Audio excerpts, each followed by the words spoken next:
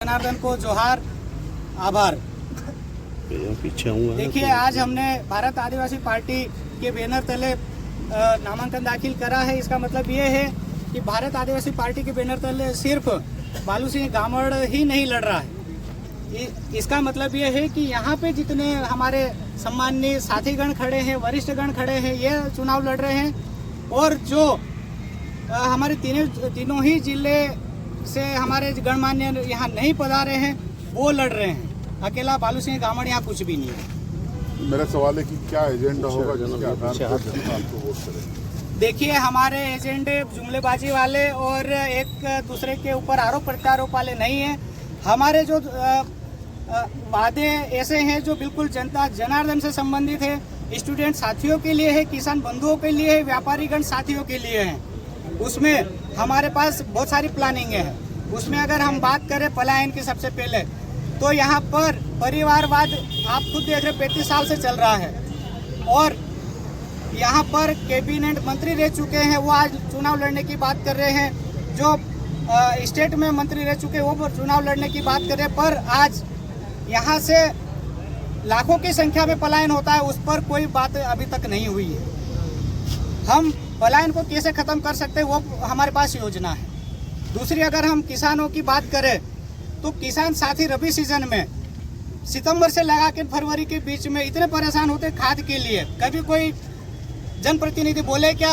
मैं पार्टियों की बात कर रहा हूँ। हमारे जो जनप्रतिनिधि खड़े हैं तो बिल्कुल जनता के बीच में जाके न आवाज उठाने वाले हैं। तो उस समय न खाद के लिए बोलते हैं, न बिजली की कितनी मारामारी होती, वो नहीं बोलते।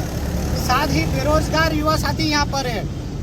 बीजेपी ने बोला था कि 2 करोड़ रोजगार हर साल हम देंगे, 15 लाख रुपए हर व्यक्ति के अकाउंट में आएंगे। ये कुछ नहीं हुआ। देश को लूट कर यहाँ से जाने में उन्होंने मदद करी। यानी कि जो किसान 5,000 10,000 के लिए परेशान हो रहे हैं, उनको जेल नोटिस आते हैं अदालतों से। पर यहाँ पर हजारों करोड़ वो लोग जिनकी शरण में विदेश में जाके ऐसे यासी कर रहे। हम किसानों के लिए काम करना चाहते हैं, साथ ही स्टूडेंटों के लिए काम करना चाहते हैं। इसका मतलब ये है कि हर स्कूल में हम कैसे व्यवस्था कर पाए निःशुल्क और बेहतर शिक्षा हम हमारे समाज को, चाहे दूसरे समाज को कैसे दे पाए, हम वो प्लानिंग करना चाहते हैं। और हर स्टूडेंट के लिए हम हर ब्लॉक स्तर पर निःशुल्क कोचिंग क्लासेस उपलब्ध करवाना चाहते हैं। चाहे 8वीं की बात करें, 10वीं की बात करें, 12वीं की, और 12वीं के बाद में जिन्होंने ग्रेजुएशन करा है, प्रतियोगी परीक्षाओं के लिए निःशुल्क कोचिंगों की व्यवस्था करना चाहते हैं। हमारी माताएं बहनें ब्लड के अभाव में, और साथ ही हमारे कई साथी लोग जब एक्सीडेंट होता है तो ब्लड के अभाव में कई जीवन उनकी लीलाएं खत्म हो जाती है। आज तक इन नेताओं ने, इन जनप्रतिनिधियों ने कुछ काम नहीं करा है। हम उसी को लेकर हर ब्लॉक स्तर पर ब्लड बैंक की व्यवस्था करना चाहते हैं, ताकि जो हमारा जो जीवन है वो अमूल्य है। उनको चाहे किसी कास्ट का हो, किसी वर्ग का हो, माताएं बहनें हो, चाहे हमारे साथी हो, बड़े बुजुर्ग हो, हम उनके जीवन को बचाना चाहते हैं। एक बड़ा सवाल ये है कि राजस्थान में बांसवाड़ा में कांग्रेस ने आपकी पार्टी के फेवर में सरेंडर कर दिया। ऐसी कोई उम्मीद आपको यहाँ पे है या आप उनके फेवर में करेंगे? देखिए, राजस्थान में क्या हुआ ये तो हायर कमान जाने। वहाँ की जो परिस्थितियाँ जग जाहिर है कि वास्तव में वहाँ भारत आदिवासी पार्टी के सामने कोई बिल्कुल फॉर्म भरने की स्थिति में भी नहीं था, ये मैं कह सकता हूँ। और यहाँ की भी बात करें तो यहाँ पे हम न तो कांग्रेस के समर्थन में है, यहाँ पे हम पुरजोर हमारी प्लानिंग के साथ लड़ रहे हैं और 100% जीत का दावा करते हैं और कम से कम 1 लाख से ज़्यादा वोटों से हम जीतेंगे, ये हमें उम्मीद और विश्वास है। आपकी मध्य प्रदेश में एक आपकी पार्टी के एकमात्र एमएलए हैं कांग्रेस से जोड़ियार। जब चयन हुआ था उम्मीदवार के रूप में आपका, तब भी वो उस बैठक में नहीं थे। आज नामांकन रैली है आपकी, तब भी वो नहीं है। तो ऐसा क्यों हो रहा है कि वो प्रमुख मोर्चे पर दिखाई नहीं दे रहे? देखिए सर, एक बात बताऊं कि हमारे जो जनप्रतिनिधि है वो जनता के बीच में रहने वाले हैं। तो उस समय की अगर बात करें तो वो विधानसभा में हो सकता है सत्र चालू हो या उनके विशेष कार्यों से वो गए हुए थे। और व्यक्ति विशेष, ये भारत आदिवासी पार्टी और संगठन में व्यक्ति नहीं होता है। यहाँ विचारधारा पे अमल किया जाता है, उसको फॉलो किया जाता है।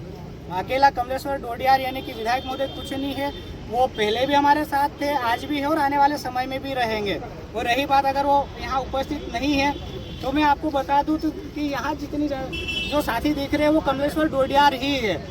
इसका ताज़ा उदाहरण हम देखेंगे तो हमारे साथ में आदरणीय जिला पंचायत उपाध्यक्ष जी मौजूद है, साथ में ये हमारे चंदू भाई है जिला पंचायत सदस्य, एक से हमारे जो पूर्व जिला पंचायत सदस्य वर्तमान जिला पंचायत सदस्य उनके प्रतिनिधि हैं, और ऐसे हमारे कई जनपद सदस्य उपस्थित है, हमारे सरपंच महोदय उपस्थित है।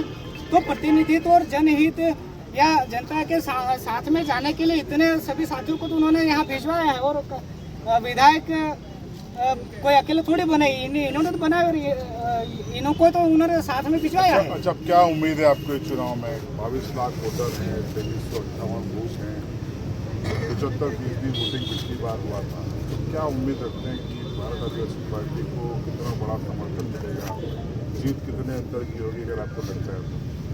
देखिए, अगर हम वोट में गिनती की बात करें तो गिनती में आप खुद सोच सकते हो कि रतलाम झाबुआ और अलीराजपुर जिले से अगर हम पंच से लगाकर विधानसभा तक की बात करें तो आज की स्थिति में हमें मालूम है कि कम से कम 3 लाख वोटर तो हमारी मुट्ठी में बिल्कुल है बंद। और रही बात जीत के दावे की तो लगभग हम ये कह सकते हैं कि अगर 70% भी अगर वोट हो, चाहे 65% वोट हो या 65 से 70 के बीच में हो, हम किसी भी कंडीशन में 7-8 लाख वोट लाने की बिल्कुल कैपेसिटी रखते हैं और हमारी बिल्कुल प्लानिंग है।